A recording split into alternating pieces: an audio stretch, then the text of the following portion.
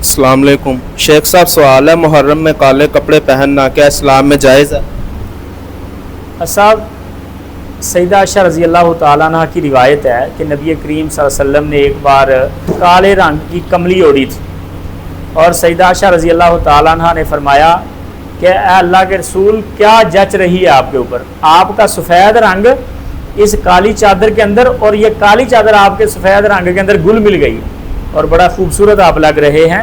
یہ صحیح ابن حبان کی روایت ہے۔ اس کے علاوہ اور بھی روایات ہیں کہ نبی کریم صلی اللہ علیہ وسلم نے کالی پگڑی پہنی، کالی چادر لی۔ تو سر کالا کپڑا بھی عام لباس کی طرح ایک لباس ہے، مطلق طور پر عمومی دنوں میں یہ پہن سکتے ہیں، لیکن محرم کے اندر محرم کے اندر پہننے کا ایک خاص مقصد ہوتا ہے، اور وہ مقصد ہے اپنے غم کو ظاہر کرنا اس کالے لباس کے ذریعے، اور غم ظاہر کرنے کے لیے کالا لباس پہننا، اس کے بارے میں رسول اللہ صلی اللہ علیہ وسلم کا فرمان ہے۔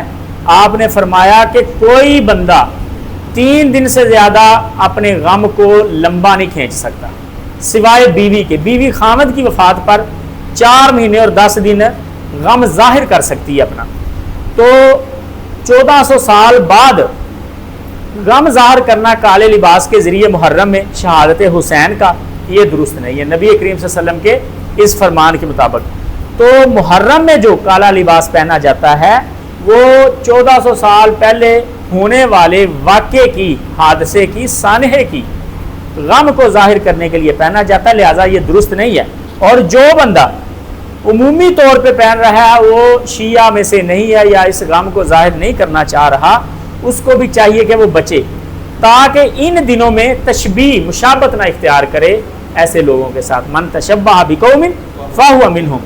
تو عموماً پورا سال آپ پہن سکتے ہیں، لیکن محرم کے ان دنوں میں، جن دنوں میں ایک خاص مکتبہ فکر کالا لباس پہنتا ہے اس غم کو ظاہر کرنے کے لیے، بچیں، یہ بہتر ہے۔ واللہ اعلم۔